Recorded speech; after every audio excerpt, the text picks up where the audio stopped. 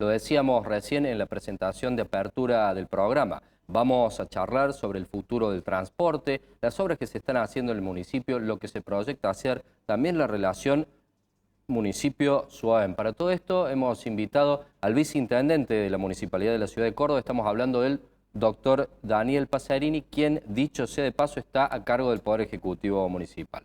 Daniel, ¿cómo te va? Muy buenas noches. Muy buenas noches, gracias por la invitación. No, por favor, Daniel, gracias a vos por haber venido acá en forma presencial al programa y contarnos todo lo que están haciendo en el municipio, la nueva obra que se proyecta finalmente terminar el edificio del Consejo Deliberante y lo que se viene para el 22. Así es, bueno, el presupuesto ingresó la semana pasada, vino el secretario de Economía Guillermo Acosta y todo el equipo económico a presentarlo. Esta semana comienza el tratamiento en comisiones.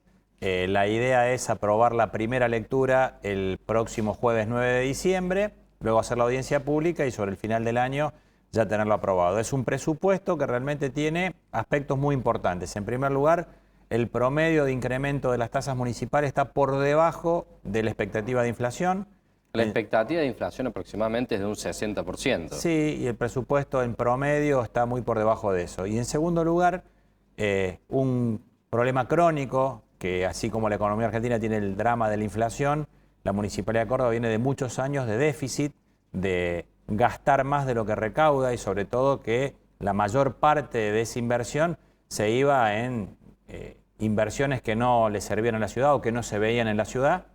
Arrancamos el 2019 con un déficit heredado de 8.3 y lo bajamos el año pasado a 5 puntos y este año proyectamos para el 2022 un déficit de 3 puntos. Eso habla del gran esfuerzo que estamos haciendo, hemos logrado reestructurar y prorrogar los pagos de una deuda externa única en su tipo en la Argentina, que también heredamos y que obviamente... Aclaremos que es en dólares. En dólares, y que obviamente es siempre una amenaza y un condicionamiento para cualquier presupuesto. El gran trabajo que hemos hecho en la Municipalidad y sobre todo la Secretaría de Economía ha permitido, con una buena calificación de las consultoras internacionales, bajar la tasa de interés y renegociar los pagos a plazos más largos que no comprometan el funcionamiento del municipio. Y la última parte significativa, 21.000 millones de pesos del presupuesto están destinados a obras y a servicios que claramente se van a ver en la ciudad, como por ejemplo terminar la obra del Teatro Comedia, más obras de asfalto, aliviadores cloacales, aulas en las escuelas para completar el proyecto educativo de mejorar la educación en las escuelas municipales y también la concreción y finalización del edificio propio del Consejo Deliberante. ¿Plazo de ejecución del edificio nuevo aproximado? Bueno, el edificio nuevo es la construcción que nunca se terminó en la zona del Abasto, que lo recuperamos. Estamos resolviendo la cuestión judicial porque había una maraña de juicios y de embargos allí. Y obviamente recuperamos la estructura, hicimos todos los estudios, respetamos a quienes diseñaron el proyecto que habían ganado un concurso público en el año 2005 y obviamente reconfiguraron el proyecto a un proyecto mucho más moderno, mucho más sustentable. Estamos a pocos días ya de terminar el cómputo de la obra para que a fines de este año, a principios del año que viene, ya hagamos la subasta o la licitación del mismo con un plazo de ejecución que aspiramos sea no mayor a los 14 meses para poder empezar el último año de nuestra gestión en el Consejo Deliberante nuevo. Daniel, por parte del sistema de transporte, ¿piensan mejorar las frecuencias? ¿Cómo hacer que el usuario vuelva a tomar el colectivo, que se vuelvan a cortar la misma cantidad de boletos de la prepandemia? Mucha gente se compró una moto, se organizó para irse en auto a trabajar. Bueno, concretamente, lo dijiste, la pandemia fue a un sistema de transporte público de Córdoba que venía con una enfermedad crónica, fue un masazo porque claramente hubo que reconfigurarlo, bajaron la cantidad de corte de boletos por restricciones sanitarias y eso, bueno, lesionó gravemente a empresas concesionadas que ya venían muy mal y obviamente obligó también a que la municipalidad, con una gran decisión en un marco muy inequitativo de distribución de los subsidios nacionales, tomamos la decisión de equipar y mejorar la flota de la TAMSE, que es la empresa pública, una empresa a la cual saneamos desde el inicio de nuestra gestión, le hemos puesto recursos y la hemos eficientizado. Hoy hemos incorporado más de 100 coches nuevos con todas las comodidades para que sean un parámetro del servicio de transporte. Y claramente esperamos que en el año 2022 pueda mejorar la eficiencia del servicio y ojalá la nueva distribución de fuerzas que va a haber en el Congreso plantee una agenda de discusión donde vengan a Córdoba y a las capitales de todas las provincias los recursos de subsidio de transporte de manera equitativa a lo que pasa en el área metropolitana. Si nosotros logramos mejorar eso, no solo vamos a mejorar el servicio, sino que está el compromiso del intendente Yarlora de bajar el valor del boleto, que es la parte más injusta de este sistema. Bueno, bajar o al menos no aumentarlo. Bueno, nosotros tenemos una ecuación económica que si recibimos la misma cantidad de subsidio que recibe la Ciudad de Buenos Aires, tenemos que poner el pasaje al mismo tono que lo tienen ellos. Hoy el pasaje en Buenos Aires cuesta 3 veces menos que el pasaje de ómnibus en la ciudad de Córdoba.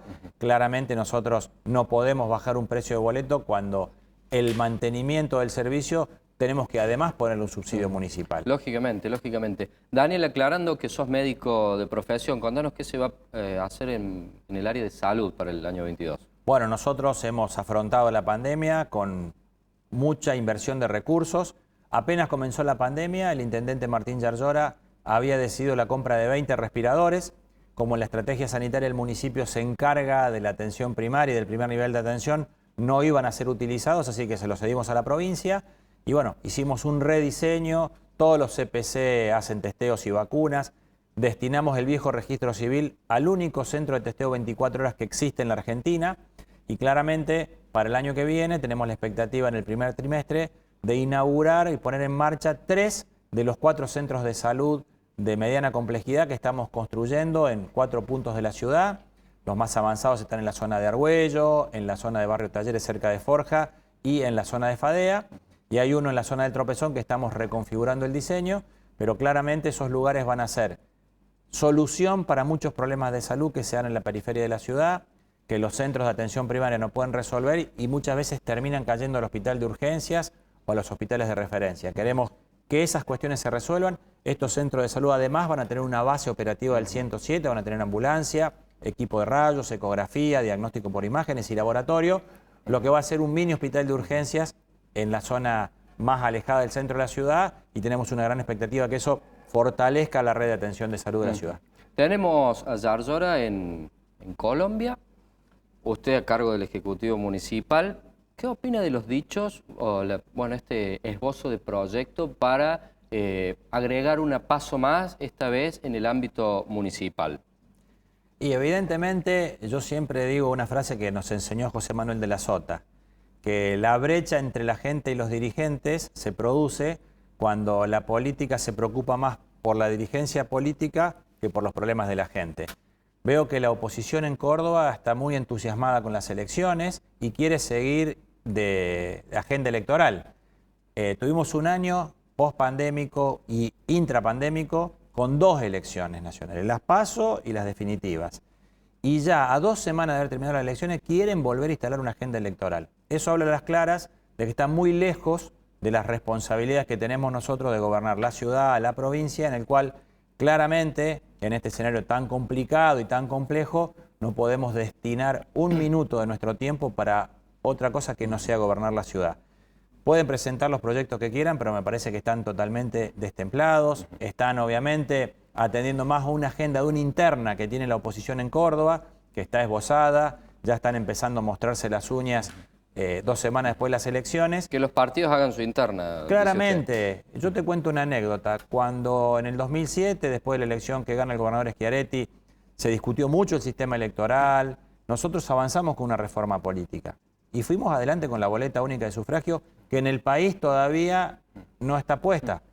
Cambiemos gobernó 4 años en la Argentina, no habló de la boleta única, hablaba... O sea, se largaron a hablar del voto electrónico y no fueron ni con la boleta única. Acá, cuando fuimos con la boleta única, todos los que están hoy en Cambiemos votaron en contra. Y es mucho más rápido además para el conteo. Pero por supuesto, entonces, oscuro. Cuando hablemos de reforma política en serio, en el momento que corresponda, discutamos los temas. Pero me parece que es muy oportunista y muy fuera, a mi juicio, y lo digo con mucho respeto, muy fuera de la responsabilidad que hoy la gente nos pide. La provincia de Córdoba tiene aproximadamente una 1/6 parte, casi una 1/5 parte de los intendentes del país, en sus 429 municipios. Más de la mitad de ellos ya se quedan sin posibilidad de renovación, salvo que hagan alguna medida en la justicia, porque eso se promulgó en el 16 y ellos fueron electos en el 15. ¿Cómo ve, intendente, ¿sí? la transición del 23, dígase, de la provincia y de más de la mitad de los municipios de Córdoba? Bueno, en primer lugar hay que hacer 2 pequeñas correcciones. La primera son 427 municipios y comunas, y hay municipios, sobre todo los más grandes, como la ciudad de Córdoba, Río Cuarto, Villa María, Marcos Juárez, que tienen carta orgánica propia. Es decir, ahí ya está configurada el artículo de la ley de la ordenanza que establece que no podés tener más de 2 periodos. Es decir, hace años que en Córdoba el intendente no tiene más que una posibilidad de reelección. Eso, digamos, resuelve una parte de la pregunta. Y la otra parte me parece que esa es una discusión que tienen que dar los propios interesados, y cabe lo mismo que te contesté recién para lo de Aspaso. Seguir pensando en modo electoral es, a mi juicio, y lo digo con mucho respeto y responsabilidad, no dimensionar la gravedad de la crisis que estamos atravesando. La Argentina salió en el 2019 de un gobierno de Macri que nos dejó un endeudamiento a corto y a largo plazo que nos condenaba de por vida. El gobierno que entra tiene una pandemia y además no da pie con bola con las medidas económicas, la inflación, se sigue comiendo el sueldo de los trabajadores. Cualquier persona que va al supermercado realmente sale con más angustia que cosas adentro del changuito. Y ver que hay dirigentes políticos que estén tan preocupados por la agenda electoral del 2023, realmente yo trato nunca de cometer el error, o trato siempre de pensar como la gente que me votó, la gente que está en la calle y que tiene problemas que en mi caso me dio la responsabilidad de resolvérselos. Prácticamente promediando la gestión de Alberto Fernández, ¿cómo le calificaría? Y la verdad que la gestión del presidente Alberto Fernández, al igual que la de quienes comenzamos en el 2019, tiene un gran condicionamiento. Mirá, hoy nosotros estamos cumpliendo 1 año, 11 meses y 20 días de gobierno municipal, y llevamos 1 año y 8 meses de pandemia, en la cual obviamente hubo caída de la actividad económica, tuvimos que asistir a muchísima gente que en su vida había pedido una ayuda económica, gente que tiene restaurantes, hoteles, no sabía ni cómo hacer un formulario, y hubo meses que la pasó muy mal. Entonces eso es un condicionante, pero claramente el gobierno nacional ha cometido errores que nosotros no cometimos y que claramente lo han condicionado mucho, pero sobre todo me parece que el grave error es no darse cuenta que si la gente le da una oportunidad política al frente de todos, después del mal gobierno de Macri que perdió en primera vuelta, el peor error que están cometiendo es permanentemente, pero Macri, o sea, seguir comparándose con Macri. Si lo de Macri fue muy malo, tratá de mirar para arriba y comparate con otras buenas gestiones. Me parece que el problema de la inflación no resuelta, el problema de algunas cuestiones en la pandemia que desde el punto de vista sanitario se pudieron manejar mejor y se cometieron desprolijidades, el no reconocer los errores, me parece que son la carga más negativa que tiene, y quien corresponde puso las cosas en su lugar, que es el pueblo. El pueblo dio una clara señal al gobierno nacional en la elección, y me parece que hay una oportunidad a la vuelta de la esquina, que es el acuerdo con el Fondo Monetario. A mi juicio, es una obligación para los de Cambiemos que ese acuerdo salga, porque la deuda la generaron ellos, y es una necesidad del gobierno de Alberto Fernández porque la tienen que afrontar ellos. Me parece que ahí hay una posibilidad de acuerdo que le empiece a dar certidumbre a la economía. Ojalá que se dediquen a lo importante. Ojalá, ¿no? Daniel, le agradecemos por haber formado parte de Meridiano 64. No, yo nuevamente les agradezco la invitación. Hacía mucho tiempo que no podía venir. Siempre es bueno poder hablar de política y sobre todo con cuestiones que le importen a la gente. Así que les agradezco y les deseo mucho éxito en el programa. Muchísimas gracias. Gracias, Daniel. a ustedes. Hacemos una breve pausa. Tras ella vamos a charlar sobre la variante Omicron con el doctor Oscar Atienza. Ya volvemos.